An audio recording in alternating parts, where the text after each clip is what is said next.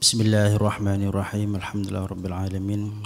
La hadratin Nabil Mustafa Muhammadin sallallahu alaihi wasallam wa ala alihi wa azwajihi wa dhurriyyati ajma'in.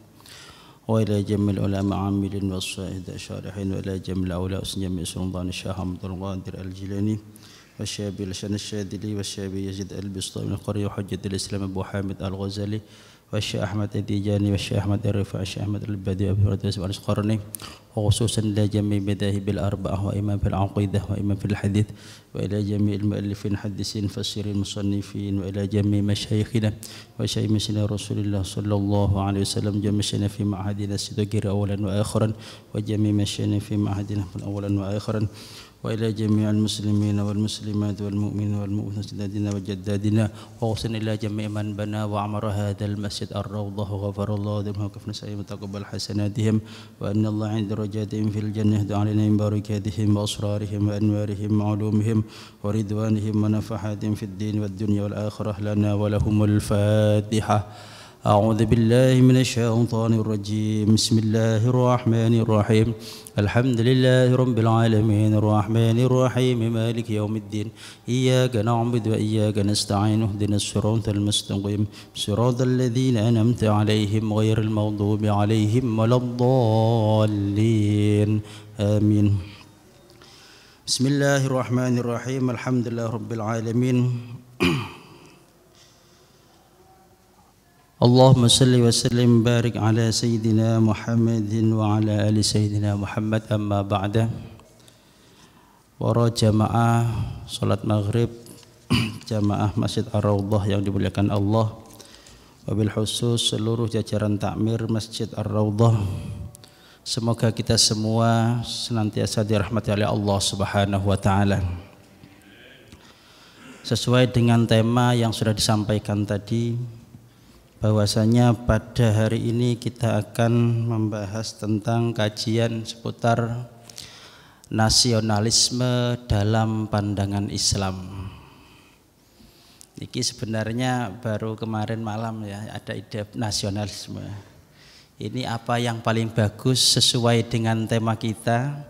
Sekarang lagi musimnya, memang lagi pas gencar-gencarnya, atau memang sekarang ini sesuai dengan bulan Agustus ya. Bulan Agustus adalah bulan kemerdekaan Republik Indonesia. Kebetulan tadi tanggal pinten 17 ini tadi nggih. Tadi karena ramai. Tadi malam saya juga ngaji, pulang ngaji niku kata sing ditutup dalam megoro-goro wong seneng padha merdeka mulai. Napa lomba ya. Wong sak desa tutup ping 3 sampai saking akeh kegiatan. Akhirnya muncul apa tema adalah tema nasionalisme dalam pandangan Islam. Saya tidak akan bercerita tentang sejarah bagaimana perjuangan, karena kalau saya bercerita tentang perjuangan negara pasti kurang pantas kula ya. Jenggote sik durung ono sing putih. Kala-kali abah yang lain jelas lebih pengalaman daripada saya semua niki ya. Kalau saya cerita seakan-akan saya itu pengalaman, bukan mungkin dengan baca. Tetapi dari kapasitas saya sendiri adalah sebagai kajian ya, bagian kajian ya, kita akan memandang sesuai dengan bahasa dari sudut pandang agama. Mengapa di sini disebutkan bahasa nasionalisme? Karena sebenarnya ulama-ulama kita kalau mau berbicara tentang nasionalisme itu bukan hanya untuk orang-orang yang berdasi saja. Secara konteks orang-orang yang bertakwa bajunya, lebih-lebih bertakwa hatinya, harus punya rasa atau sifat nasionalisme yang tinggi. Apa nasionalisme itu? Dalam tanda kutip adalah mempunyai rasa cinta kepada tanah air. Ojo mek ngenteni kalau kalian jenengan iki tepake celonoan, tepake hem, kemudian pakai jas, kemudian kita ini yang nasionalisme. Ketika kita menggunakan sarung juga bisa nasionalisme. Nasionalisme tidak harus ada di hotel, tidak harus ada di gedung, tapi di masjid pun ini adalah salah satu bentuk nasionalisme. Sekarang apa bahasa nasionalisme? Kita tentunya sudah tidak asing dengan bahasa atau dengan lagu-lagu yang sudah terkenal di kalangan kita dengan judul Syubbanul Waton. Ya ahlal waton, ya ahlal waton, ya ahlal waton. Ada ungkapan apa? Hubbul waton minal iman. Hubbul waton itu nasionalisme, itu bahasa kita. Hubbul waton itu adalah nasionalisme dalam bahasa kita. Sehingga ungkapan ini kalau kita kaji secara mendalam, saya pernah baca salah satu sejarahnya. Ternyata tulis redaksi syair daripada Syubbanul Waton ini ditulis pada waktu jauh sebelum kemerdekaan Republik Indonesia. Kita tahu bahwasanya Indonesia merdeka pada tahun 1945. Saya tidak akan cerita bagaimana modelnya, saya tidak paham, itu urusan perang ya. Tetapi jauh daripada itu, pada tahun 1934 itu kalau tidak salah 34, beliau Syekh Hadratus Syekh Kiai Haji Abdul Wahab Hasbullah sudah menulis syair ini, Syubbanul Waton, yang salah satu daripada baitnya adalah kullu mayya'tika yauman tamihai yalqa himama. Siapa datang mengancammu kan binasa di bawah dulimu. Ini dalam konteks ini berarti ini kalau bukan lagu keramat ini tidak bisa membaca ke depan, jauh ke depan sebelumnya.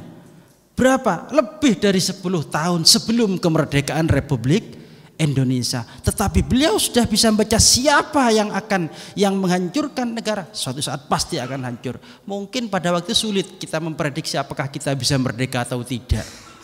Karena terbukti pada tahun 45 sendiri kalau kita melihat sejarah itu masih tidak diakui kemerdekaan kita. Sehingga muncul ada istilah 10 November itu, Agustus, September, Oktober, November, karena tidak diakui.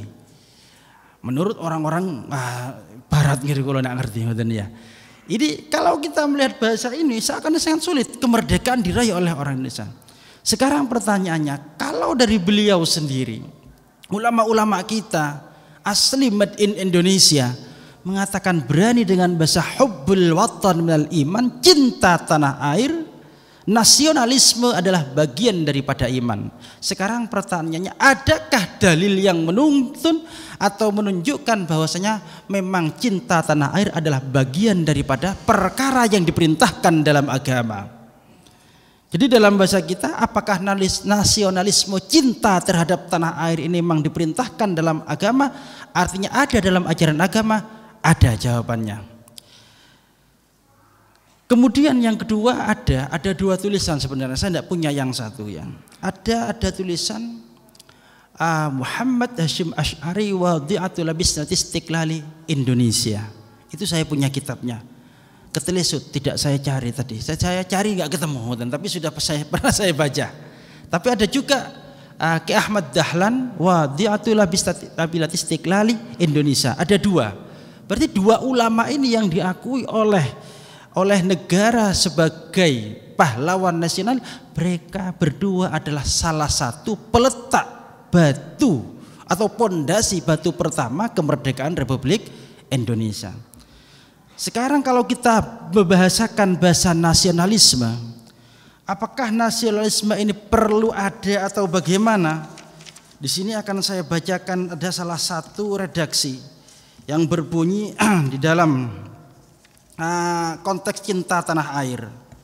Kalau kita mengkaji bahwasanya kemerdekaan kita ini bukanlah sesuatu yang diberi, bukan sesuatu yang mudah diraih.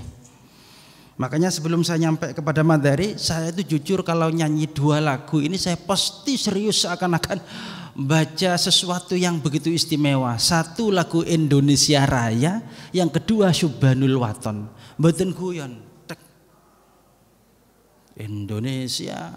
Ini jangan dianggap kalau kalian jenengan mau dianggap loh. Kita mau menaikkan bendera bisa diakui sebagai negara yang merdeka ini sulit, tidak gratis. Enggak serius. Satu pasti serius kalau tidak tahu guyon. Saya ingat saya kecuali SD mungkin dulu lupa mungkin ya. Tapi saya ingat saya pasti serius. Kenapa? Karena saya anggap menaikkan bendera seperti ini bukanlah perkara yang sangat mudah. Sehingga kecintaan kita kepada tanah air salah satunya dengan konsep kita menghormat kepada bendera itu. Wah, kita tidak usah membahas nanti kalau urusan menghormat bendera ada sendiri dalilnya, kita tidak mengkaji itu. Pun Bismillahirrahmanirrahim. Ternyata dalam konsep agama Islam ini sudah ada yang disebut dengan cinta tanah air. Bahwasanya disebutkan dalam salah satu hadis riwayat Imam Bukhari. Di sini dijelaskan, saya juga bawa kitab Fiqh Sirah ya, bawa kitab Fiqh Sirah karya Syekh Ahmad Al-Buti. Ada salah satu hadis riwayat dari Imam Bukhari. Ini salah satu petunjuk bahwasanya ternyata Rasulullah itu juga cinta tanah air.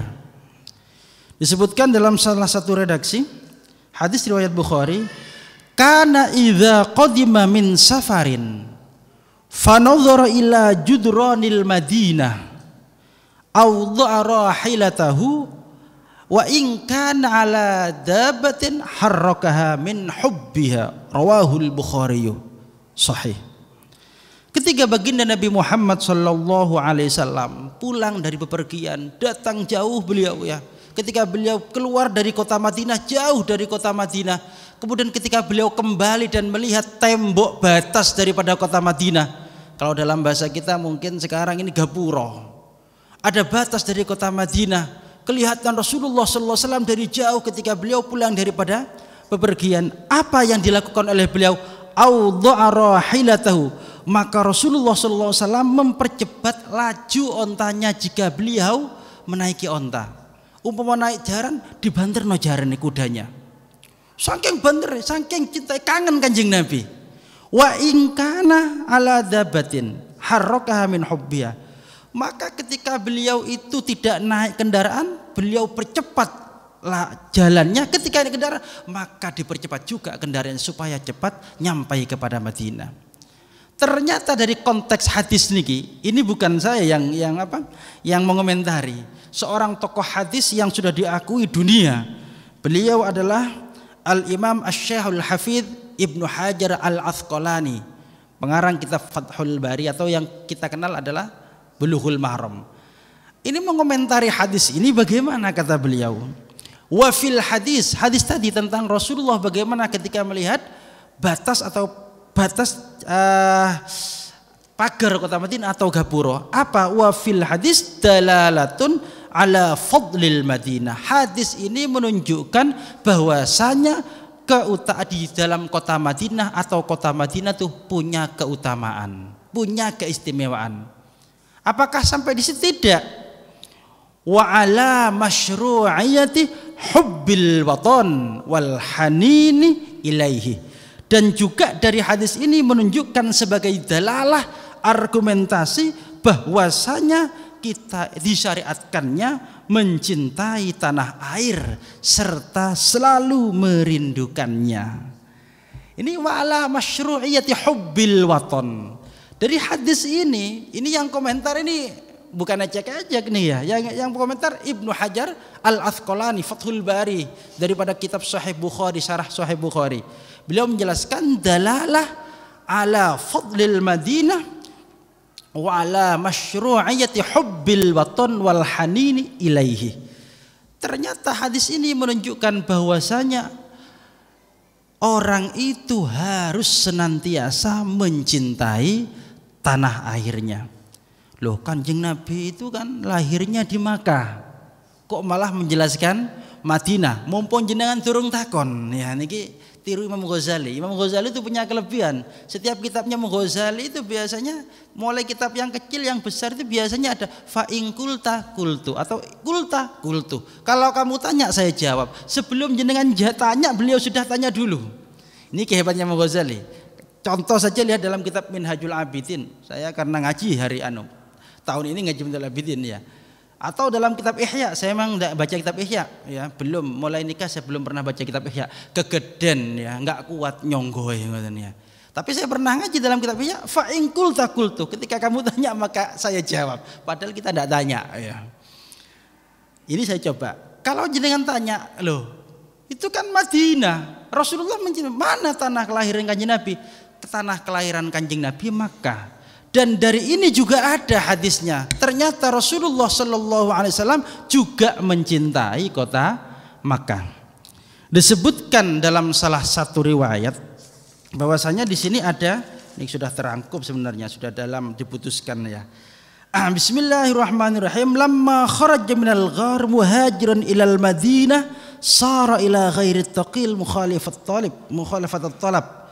Falamma amila raja'a fi tariq wa nazal Juhfah baina Makkah wal Madinah wa arafa tariq ila Makkah fashtaqa ilaiha. Ketika Rasulullah sallallahu alaihi wasallam berangkat dari Ghar Thur, ya, Gua Thur, Kanjeng Nabi kan ketika hijrah dari Mekah ke Madinah kan beliau berhenti di Gua Thur. Di Gua Thur, setelah beliau di Gua Thur, beliau nyampe di satu tempat yang namanya Juhfah dalam perjalanan dari Mekah ke Madinah pada waktu hijrah. Apa yang dilakukan? Wa arafat tariq ila Makkah fashtaqa ilaiha. Ternyata Rasulullah niku merasakan rindu berat kepada kota Mekah. Kangen nang kota Mekah, tanah kelahirannya. Jadi Kanjeng Nabi niki nggih. Dadi orang tanah kelahiran yo cinta, nang tanah sing lair anak yo cinta. Kaya kula jenengan wong di, aku iku wong Banyuwangi. Rapi Kebon Sikep, ya kudu cinta pisan. Tanah kelahiran kita cinta, tanah kelahiran yang melahirkan anak kita, istri kita juga cinta. Berarti ndak umai dewe. Kanjeng Nabi cinta di Madinah, beliau juga cinta ke Mekah. Apa yang beliau lakukan? Fa'atahu Jibril, ketika Rasulullah merasakan rindu kepada Mekah karena meninggalkan Mekah. Akhirnya malaikat Jibril bertanya, wa qalahu atashtaqu ila baladik? Jadi malaikat Jibril, apakah engkau rindu kepada negaramu? Wah, ini malaikat Jibril. Qala, Kanjeng Nabi jawab, na'am. Iya, Kanjeng Nabi cinta. Ojo kula jenengan cinta, enggak kangen belas aku nang desaku. Oh, ini bermasalah enggak podo karo Kanjeng Nabi niki ya. Qala, na'am. Akhirnya apa? Fa innallaha ta'ala yaqul. Maka menurut sebagian ulama, setelah kasus ini, setelah kejadian ini, Allah Subhanahu wa taala menurunkan satu ayat yang berbunyi, innalladzi farada 'alaikal qur'ana laraduka ila ma'ad. Innalladzi farada 'alaikal qur'ana laraduka ila ma'ad. Sesungguhnya zat yang telah mewajibkan kamu, ya, memberikan kamu faradalladzi 'alaikal qur'an, ya, memberikan kitab, mewajibkan kamu kepada kitab, memberikan kitab Al-Quran, la radduka ila ma'at, akan mengembalikanmu kepada tempat itu. Jadi Kanjeng Nabi ini senang. Ternyata apa dalam menurut ulama? Wa fi tafsiril ayah, di dalam ayat tadi yang menjelaskan innalladzi farada 'alaikal qur'ana la radduka ila ma'at, ternyata tafsiran daripada ayat ini dalam kitab, ya, Tafsirul Hadaiq Ar-Ruh Waraihan, ini karangannya beliau Syekh Muhammad Amin bin Abdullah Al-Harari Asy-Syafi'i. Dalam tafsir ini dijelaskan, ila wa fiha fi tafsiril ayah isyaratun ila anna hubbal watan minal iman. Dari ayat ini, tafsiran ini ternyata bisa menyimpulkan bahwasanya cinta tanah air adalah bagian daripada keimanan. Niki ahli tafsir niki. Jadi dari ayat ini Kanjeng Nabi merindukan kota Mekah. Ternyata Kanjeng Nabi ini menunjukkan bahwasanya ketika Nabi merindukan Mekah, maka bagi kita sebagai umatnya dianjurkan untuk selalu senantiasa mencintai tanah air. Makanya sampai wakana Rasulullah sallallahu alaihi wasallam yaqul kathiran al-watan. Negaraku iling. Kanjeng Nabi sering nyebut negara saya. Ini Kanjeng Nabi. Wa in kana ahadwa ba'idan wa thairu ila akhirih. Jadi Kanjeng Nabi ketika beliau berjauhan dengan negaranya, maka beliau al-watan. Kangen nang negarane. Mergane kalau kalian jenengan, meskipun kita itu enak bekerja dimanapun, mulio masih enak di tetap enak di umai dewi. Apalagi kita berbicara tentang negara Indonesia. Ampun ya, saya pernah baca salah satu tulisan. Ternyata ada yang mengatakan ardu Indonesia qit'atun min ardil jannah. Wah ini ya, secuil Indonesia ini secuil dari tanah sorga. Napa polahe? Ya wis jenengan masang niki metu niki, kabeh metu nang Indonesia niki. Napa sih enggak metu? Kecuali memang di Makkah. Kalau di Makkah itu meskipun tanahnya tandus, tapi kenapa kok banyak makanan? Iku oleh dungane barokah dungane Nabi Ibrahim. Wa idz qala Ibrahim rabbi ja'al hadza baladan aminan. Nabi Ibrahim juga minta negara yang aman. Nabi Ibrahim tidak pernah minta negara itu aneh-aneh, tapi minta negara yang aman. Kalau setelah negara ini aman, apa yang harus kita lakukan? Jaga, rawat keamanan daripada negara ini. Bahkan adalah salah satu keterangan di dalam kitab Ihya Ulumuddin ya. Dalam kitab Al-Afyuni menjelaskan dalam salah satu redaksinya. Ini saya bacakan. Bismillahirrahmanirrahim. Kalau kita harus mengkaji apakah sesuatu yang harus kita lakukan ini sesuai dengan apa yang telah diajarkan agama, harus. Kalau negara kita ini sudah merupakan negara yang megah, maka kita jaga kemerdekaan. Ini file saya yang dulu saya baca lagi. Bismillahirrahmanirrahim. Bagaimana cara kita merawat, kita harus tahu setelah negara kita merdeka. Di sini dijelaskan wal mulku waddin tau amani. Antara negara dan agama ini adalah tak ubahnya seperti bayi yang kembar siam. Negara dan agama seperti bayi yang kembar siam. Kembar ini gila istimewa, apalagi kembar siam. Istimewa dari apa? Begitu pentingnya, begitu saling membutuhkannya. Bahkan dijelaskan di sini falladzi tau aman faddin aslun wassultan harithun. Agama adalah pondasi daripada segala, tetapi negara adalah penjaga daripada agama itu.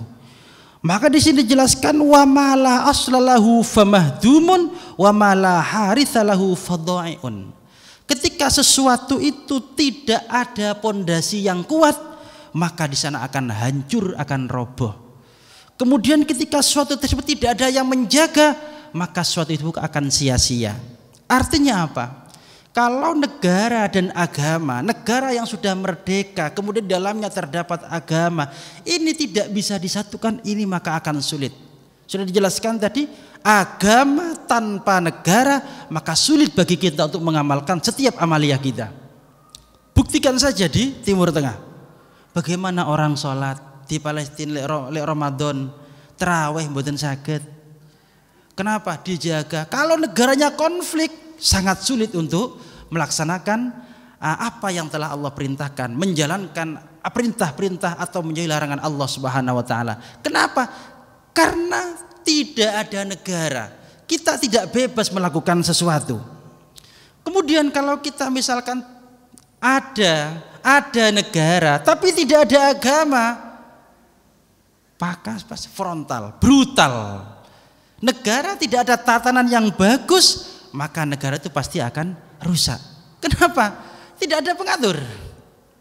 Makanya antara negara dan agama ini harus menyatu. Jangan begini, agama, negara nggih mboten. Makanya disebut silahkan negarawan, tapi negarawan yang agamis. Ya. Kemudian silahkan beragama, tapi agama yang nasionalis. Negarawan yang agamis, beragama, tapi yang nasionalis. Ini harus saling. Kenapa? Kalau kita hanya berdasarkan tendensi pada agama saja tanpa mandang suatu negara, maka apa yang muncul? Satu yang ada di Pancasila itu pasti akan dirusak. Yang ada di bawahnya yang dipegang apa tulisannya? Bhinneka Tunggal Ika. Kalau hanya megang agama saja pasti akan dibuang itu. Makanya ada satu kelompok yang mengatakan bahwasanya wah ini harus begini. Itu tidak mementingkan apakah negara ini penting bagi rakyat atau tidak. Bayangkan saja negara yang tidak ada rakyatnya. Negara yang tidak ada rakyat, yang enggak ada negaranya. Bagaimana jadinya kita itu? Coba aja masa-masa transisi saja banyak unjuk rasa. Kenapa? Sama-sama punya kepentingan. Kalau kita tidak punya pemimpin, apalagi dididik misalkan ini negara kafir, pimpinannya pimpinan kafir. Ini harus dikudeta, ini harus diturunkan dan sebagainya. Ini apa?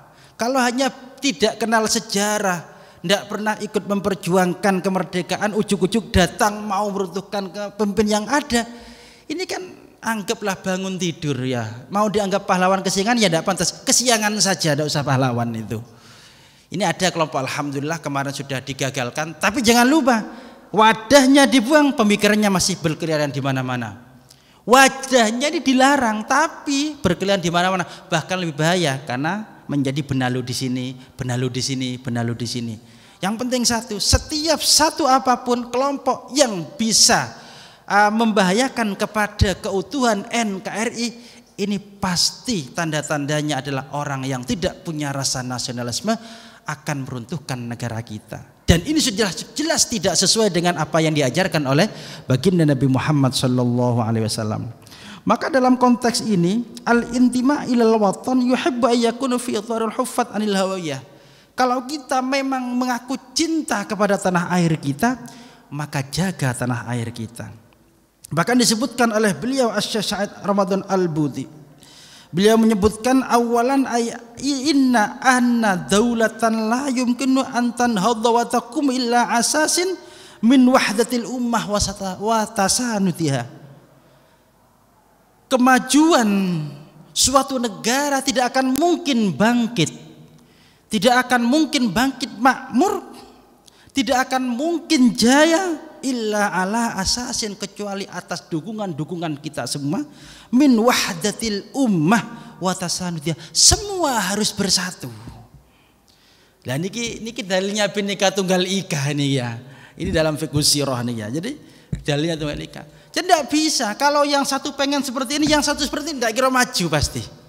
Dengan lihat saja sudah. Misalkan ojo ado-ado Pak RT niki beda karo Pak RW iki seje pun ya.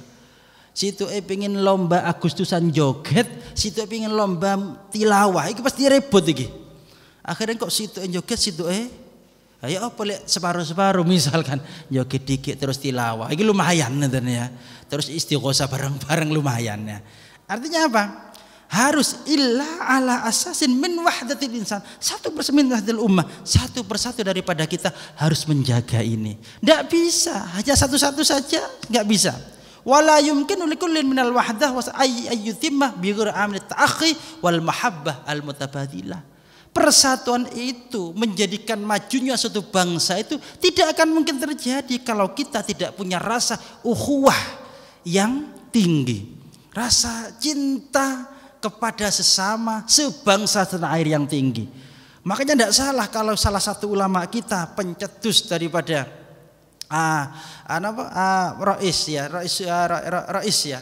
Rais Am, beliau Ki Ahmad Siddiq menjelaskan bahwasanya ukhuwah itu dibagi tiga, tidak salah sudah.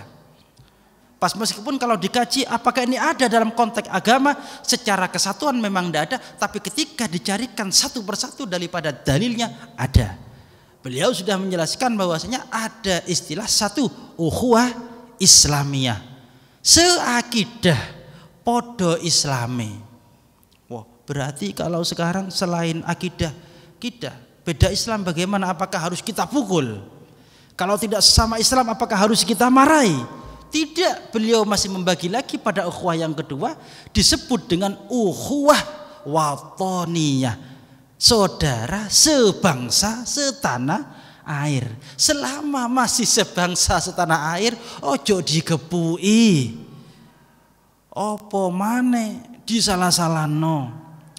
Kemudian yang ketiga, kalau bukan setanah air, orang luar negeri bagaimana? Ya teko nang Indonesia dolan nang ngri mosok kudu digebui? Ndak boleh, karena juga kena pasal yang ketiga ukhuwah basyariyah, podo menungsane. Kalau tidak bisa dari ukhuwah sesama akidah seagama, maka kena konsep yang kedua, yaitu ukhuwah watoniyah sebangsa tanah air. Niki kalau sudah sebangsa tanah air ini bisa kita jaga, wala yumkinu likulli minal wahdah wasat ayyutimma bi ghairi amil ta'akhi. Harus muncul jiwa kita itu jiwa saudara sebangsa setanah air. Kalau memang sudah tidak ada setanah air, maka lihat podo-podo menungsane. Orang luar negeri ke sini, mosok kate digepuki, ora kate dibom ngono ya. Iki koncone nduk kono ngebom, tak bom ndek kene. Ya tidak boleh, karena mereka juga saudara kita, saudara sama-sama manusia, ukhuwah basyariyah. Jadi dalam konteks ini menyakiti orang tanpa alasan yang jelas tidak boleh. Apa maneh podo-podo Islame malah dikafir-kafirno, disalah-salahno, niki malah tambah ndak jelas. Wong sing dulur podo Islame ndak oleh, sebangsa setanah air meskipun beda agama, itu tidak boleh kita salah-salahkan dalam konteks ukhuwah ya. Ini fiqhud dakwah. Saya tidak akan membahas dalam konteks akidah no tetap, tapi dalam asal ukhuwah watoniyah tetap kita harus bersatu demi tegaknya, selalu terjaganya tulisan pita yang ada di Pancasila niku Bhinneka Tunggal Ika. Ini harus dijaga, tidak bisa wala yumkun likulin. Makanya kalau kita kaji apakah dalam konteks berukhuwah dan sebagainya ini harus kita jaga, harus. Kalau ditanya nasionalisme milik siapa? Milik kita bersama. Tidak dibenarkan orang itu yang formal hanya mengatakan milik saya, orang bersarung juga tidak bisa. Begitu juga ketika kita membahas tentang jihad, jihad kita tuh beda-beda. Mempertahankan NKRI juga dibeda-beda, dijelaskan oleh para ulama. Kalau kita yang sudah merdeka seperti ini, bagaimana cara kita itu mempertahankan kemerdekaan? Ya dengan cara kita menjaga akhlak kita, mengajarkan sesuatu yang baik kepada anak-anak kita. Kalau masih muda, bagaimana jelaskan oleh para ulama cara jihadnya anak yang masih muda adalah dengan cara belajar yang sungguh-sungguh. Ada adik pun arek enom aku nyukul tembakan ndak usah, karena jihadnya mereka mempertahankan model mereka mempertahankan NKRI yaitu dengan cara belajar yang benar. Kita menjaga mereka agar supaya tetap dalam posisi sesuai dengan aturan yang ada dalam agama, dalam bangsa negara kita ini. Ini dalam konsep beragama. Nun sewu kula tak lirik jam riyen pe ana sing ketakon niki boleh. Nggih. Kemudian selanjutnya ini tinggal sedikit. Sekarang dalam konteks apakah kita sebagai orang yang berada di Indonesia ini harus patuh kepada aturan-aturan yang ada? Kalau kita berbicara konsep fiqh dakwah, maka aturan itu harus kita ikuti. Paham nggih? Aturan itu harus kita ikuti. Makanya kula niki ndak bahkan di sini jelas ya di dalam kitab. Banyak dalam kitab fikih sebenarnya. Tajibu ta'atul imam wa in kana jairon fima yajuzu faqat. Kita wajib taat kepada aturan-aturan itu demi tegaknya, demi berlanjutnya kelestarian kemerdekaan kita. Wajib kita taat. Wa in kana jairon. Cara kula jenengan masih tidak jelas, kurang ajar jair niki ya. Tetapi di sini dijelaskan fakot ya, fima ya juzu fakot, sing oleh to, betul ono instruksi. Tolong ya besok ini semua rakyat Indonesia khususnya kebon sikep nyolong KB misalkan ya. Iki siji lek kon nyolong ndak kudu ya. La ta'ata makhluqin fi ma'siyil khaliq. Tidak ada ketaatan kepada makhluk kalau kita harus melanggar perintahnya Allah sebagai Al-Khaliq. Sapa ae sing ngongkon maksiat nang Gusti Allah ndak harus diikuti. Tetapi selama itu perkara itu tidak melanggar aturan syariat maka kita wajib patuh.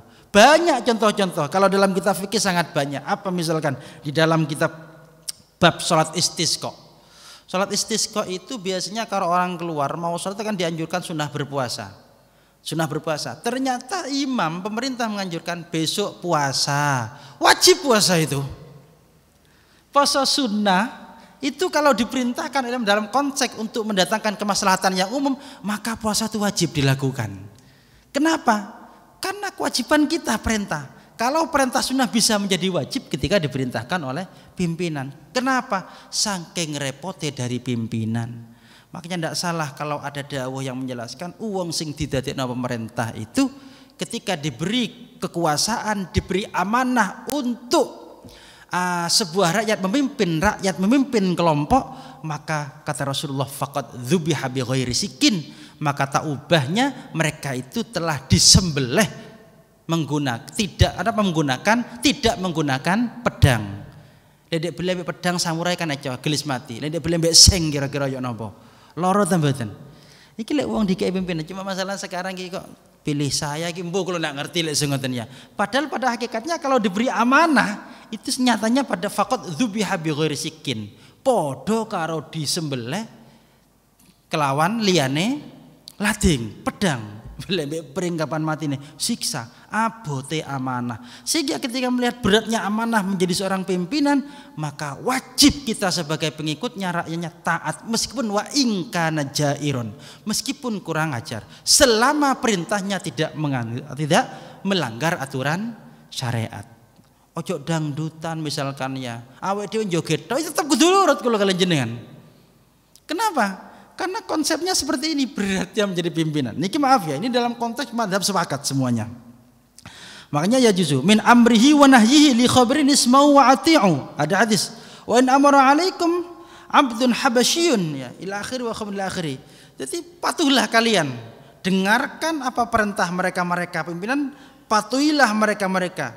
Jika meskipun ada seorang hamba yang kemudian dimerdekakan jadi pemimpin, maka kita tetap harus menghormati, mematuhi apa yang diajarkan, apa yang diperintahkan oleh pimpinan. Sehingga kula jenengan pas ya dalam konteks kita faham benar-benar faham nasionalisme, kemudian bagaimana cara konsep kita itu bersikap kepada pimpinan, maka hakikatan faham.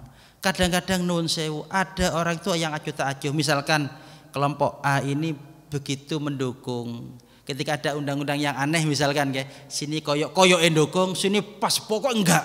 Kene sik durung ngomong yo tapi apa? Demi menjaga stabilitas negara. Kalau ini rebut, kene melok rebut panas, ya opo negara kita dini. Apakah enggak tepuk tangan mereka ingin menghancurkan negara kita?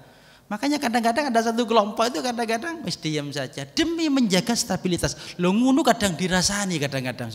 Oh iki jane propo didelok ojo seudon dipe. Mergane kula niki agama mengajarkan kita fatabayyanu. Kita harus bertanya, kita harus tabayun dulu, bertanya apa sebenarnya yang ada di sana, apa tujuannya. Kok kula kalian jenengan lho ndelok anak tukaran nggih. Adike mbek emase tukaran, sing nyata-nyata salah ki adike. Ya apa cara kula jenengan kira-kira? Kon kudu ngalah, iki gedhe ning ngerti ngalah-ngalah tok ae Pak ya. Hati-hati niki tepake meneh tepake sepi ngono bapake. Kemudian kalau ada anak kecil gitu, beneran penyalahno awake, iki ndak ngerti apa-apa. Jadi bagaimana kita bijak, apalagi juga pemerintah. Kadang-kadang seorang pimpinan juga semacam itu. Jadi ada konsep, begitu juga ketika kita mengingatkan. Al-Imam Al-Ghazali mengajarkan dalam kitab Ihya-nya, beliau menjelaskan bahwasanya cara kita mengingatkan kepada atasan itu ada konsepnya. Memang mengingatkan masuk dalam konteks amar ma'ruf nahi mungkar, sudah jelas ya. Tetapi amar ma'ruf kita, nahi mungkar kita kepada atasan itu tidak seperti kita menyuruh bawahan. Bagaimana? Dengan mau'idhah bin nasihah, dengan kata-kata yang bijak. Pak niki mboten pati pas balik praktekan. Umpama ngeten dos pundi? Diplomasi didahulukan. Wah, dung salah turun. Tekon di ajaran itu. Kalau ajaran Imam Al-Ghazali bil mau'idhah, bil hikmah, dengan bahasa yang lemas, bin nasihah. Maka kita lihat konsepnya amar ma'ruf, kalau kita hanya paham dari konsep atasan ke bawahan saja dan rumus ini digunakan oleh bawahan ke atasan, ini jelas tidak sesuai rumusnya. Maka dari itu ketika kita menyikapi apapun yang ada dari pimpinan kita, maka kita berusaha menyikapi dengan bijak. Andaikan tidak sesuai dengan kita, menurut kita tidak sesuai, ya wis menengo, ojo dipeloi. Tapi tidak perlu membuat sesuatu yang sampai menjadikan fitnah. Nah, ini pentingnya kita cinta tanah air. Artinya apa? Dalam momen 17 Agustus ini, semoga kecintaan kita kepada negara kita ini semakin menguat, bahkan negara kita ini bukan hanya untuk kita tapi juga untuk anak kita, anak cucu kita. Lek kula kalian jenengan umat merdeka, naudzubillah anak besok ternyata tidak merdeka sebab kita seneng kembar-kembor ngeten-ngeten, jadi apa kita? Apakah kita tidak berdosa kepada anak cucu kita? Ojo melok-melok biasa kumpul kelompok-kelompok sing radikal, senengane unjuk ngene, kemudian menurunkan ini. Lah awakmu dhewe iso ora dadi pimpinan. Ini yang perlu kita waspadai. Artinya apa? Momen 17 ini kita cinta tanah air ini sudah sesuai dengan apa yang diajarkan oleh baginda Nabi. Bahkan beliau juga mempraktekkan rasa nasionalismenya sebagaimana hadis tadi, kemudian ayat-ayat tadi. Mungkin ini yang bisa saya sampaikan, kurang lebihnya mohon maaf. Mungkin ada pertanyaan, monggo, masih ada waktu. Oh cinta kabeh nek ono sing takon ngenten iki. Oh enten. Assalamualaikum warahmatullahi wabarakatuh. Waalaikumsalam warahmatullahi wabarakatuh. Badhe tangletat. Nggih. Niki kan musim 17-an ini banyak lomba-lomba yang secara ini itu kalau kita lihat sebenarnya apakah para pahlawan itu menangis atau malah bersyukur. Ya contohnya ada lomba ibu-ibu panjat pinang. Kenapa nih kok? Ibu-ibu panjat pinang. Oh, okay. Jadi yang dipanjat itu ya ada pundaknya ditumpaki, ada kepalanya, ada bawahnya pundak ditumpaki sampai kaki itu. Nah itu menurut saya kok sangat mungkin itu bukan itu yang dimaksud syukuran atau mensyukuri kemerdekaan. Boleh enggak misalnya kalau al berjanji itu adalah memuja Rasulullah, bacaan al berjanji. Misalnya buat puisi-puisi yang intinya memuja atau menyanjung pada para pahlawan, biar pahlawan itu yang di akhirat sana pada senang dengan kiriman-kiriman doa. Boleh tidak bikin syair-syair yang semacam al berjanji itu yang mungkin pada konteksnya mungkin tahun depan bisa dilombakan atau dibacakan di tempat-tempat yang biasa dilombakan. Jadi lombanya bukan lomba dangdutan tok tapi ada baca-baca macam itu. Itu aja, terima kasih. Assalamualaikum warahmatullahi wabarakatuh. Waalaikumsalam warahmatullahi wabarakatuh. Ini kira repot pertanyaannya. Lek lomba ibu-ibu ini kan jadi ya napa tapi senang delok iku panjenengan ya. Artinya begini, orang meluapkan kemerdekaan, kegembiraan, rasa tasakur ini secara substansi bebas. Andaikan ada sesuatu yang dilarang dalam konteks agama, ini aridi. Yang jelas perintah untuk merayakan ini nggak dilarang. Merayakan sesuatu nggak dilarang. Sudah saya jelaskan kemarin ya. Ifta dari Mufti Mesir kemarin termasuk ya sudah saya jelaskan dalam konteks termasuk apa kemerdekaan kemarin itu. Bolehkah? Boleh. Ini berarti boleh secara umum. Sekarang tanya, isinya iki apa? Lah niki isi niki ya. Lek ndelok isi niki sakjane enggak ngenteni kemerdekaan ngoten nggih. Napa? Ya masih pidato dangdutane ya mbuh ngoten ya. Kadang nggo biduan pisan dhewe-dhewe niku totalan lek kula ngoten ya. Makanya dalam konteks fikih begini, ada totalan dalam konteks fikih itu. Seperti orang yang berghina lagu. Banyak dalam kitab Jamal nih banyak. Dalam kitab Jambu Jarumi Manhaj banyak. Lagu kemudian dibarengi dengan alat-alat yang haram. Ternyata di sana hukumnya baqaul ghina alal karohah, kemudian musiknya tetap haram. Iki totalan dhewe-dhewe kaya sing iki yo tetap makruh nyanyine, lah sing iki tetap haram tabuhane. Ngoten lah. Adi ngoten nggih cara kitab. Kemudian sekarang kalau ditanya, boleh enggak misalkan mengadakan lomba-lomba? Nggih boleh. Malah lebih bagus umpama ono lomba nggih nuwun sewu. Lomba napa? Lomba tilawatul Quran misalkan. Panitia sapa? Wah niki panitia takmir masjid dan jajarannya Masjid Ar-Raudhah. Sakdurunge ono sambutan ini semua saya mohon izin ya pahalanya dari bacaan Fatihah ini kemudian nanti yang dibaca mulai awal sampai akhir kita kirimkan kepada semua pahlawan yang telah berjuang memerdekakan negara kita. Niku yo enak tambah niku. Hati izin sampean sing maca sing lomba ono 200 masih maca sayatan berarti 200 ayat niku pun ngoten ya. Niku tambah sipan mana ngoten iki ajane. Makanya ada di desa istilah apa enten barian nggih. Di sini ada enggak barian? Di desa-desa enten barian, ada yang tadi malam saya ngaji itu ada barian sebelum ngaji seperti ini ada barian. Kemudian di tempat saya sore. Barian itu apa barian itu? Memperingati hari kemerdekaan. Mboten enten ngiringi. Mboten enten. Oh iya rada kota kabeh. Nasionalisme niki ya. Barian. Niku barian. Sakjane bahasa Arab niku barian niku. Barian itu ibro, merdeka, bebas. Di bahasa wong Jawa barian. Sakjane baroan ya, bariun wong kang bebas, wong kang merdeka. Jadi Jawa barian. Nggih kaya sekaten sahadaten barang ngoten niku. Jadi barian, oh iya barian untuk merdeka. Itu ada napa? Kumpul sak desa, minimal 1 RT itu kumpul. Enggak berkat dewe-dewe diijolno maca Yasin bareng-bareng tahlil menjelaskan tentang kemerdekaan. Itu ada masih di desa itu. Nggih napa? Bari napa istilahnya, Pak? Oh, ngriki no istilah nggih. Oh tirakatan, masya Allah, wali-wali kabeh niki nggih tirakatan. Nggih niku nggih terus kalau di desa namanya barian. 2 desa kemarin saya ngaji itu barian. Jadi apakah boleh diisi? Sangat boleh. Bahkan kalau saya lebih seperti itu, apa diisi yasinan? Sangat bagus. Cuma kalau kita ditanya iki ya napa terus silahkanlah. Saya tidak akan mengatakan dilarang atau kalau bisa diminimalisir. Kalau bisa diminimalisir ya. Apa umpama engko ana mulai tanggal 1, tanggal 2 sampai tanggal 16 BE pitulasi ke pengajian. Nah, terusnya istighosah bareng-bareng lumayan lah ngoten ya.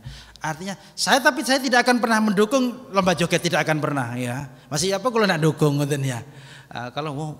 Kalau ngomong diminimalisir bukan berarti boleh ya. Nanti ini kita potong-potong YouTube ini. Oh ternyata boleh joget. Tidak, saya tidak pernah memperbolehkan. Ini kadang-kadang nggak cocok di bahaya. Artinya seperti itu ya Pak. Boleh saja kita membuat memperingati. Makanya ya Sayyid Muhammad bin Alwi Al-Maliki dalam kitab Al-Ihtifal ya, itu menjelaskan kita memperingati hari apapun bebas selama yang diperingati adalah sesuatu yang baik.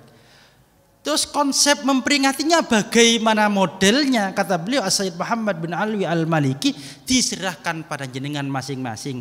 Hukum memperingatinya boleh digedok, carane silahkan macam-macam. Selama tidak melanggar aturan syarat, sah-sah saja. Saat ini kula takon jenengan sing melanggar ki opoan, jenengan wis pinter kabeh, enggak perlu saya jelaskan. Sampun nggih? Nggih, pun niki sampun nggih. Sampun Bang nggih. Ponis nasionalis kabeh niki pun kula ndak paham, mugi-mugi manfaat barokah. Al-Fatihah. A'udzu billahi minasyaitonir rajim. Bismillahirrahmanirrahim. Alhamdulillahirabbil alamin arrahmanir rahim maliki yaumiddin. Iyyaka na'budu wa iyyaka nasta'in. Ihdinas siratal mustaqim, siratal ladzina an'amta 'alaihim ghairil maghdubi 'alaihim waladdallin. Amin. Bismillahirrahmanirrahim. Alhamdulillahirabbil alamin. Allahumma shalli ala sayyidina Muhammadin salatan taghfiru biha adh-dhunub wa tuslihu biha al-qulub wa tanḍaliqu biha al-'usub wa talinu biha as-su'ub 'ala alihi wa sahbihi ila mansub. Allahumma ij'alna wa ahlana wa awladana wa walidina minas salihin al-qani'in as-sabirin mukhlisin waj'alna wa iyyahum al-'alimin al-'amil al-war'in. Rabbana hab lana min azwajina wa dhurriyyatina qurrata a'yun waj'alna lil muttaqina imama. Rabbana atina fid dunya hasanah wa fil akhirati hasanah wa qina 'adzaban nar. Sallallahu ala sayyidina Muhammad alhamdulillahi rabbil alamin. Amin. Bisirul Fatihah. Assalamualaikum warahmatullahi wabarakatuh.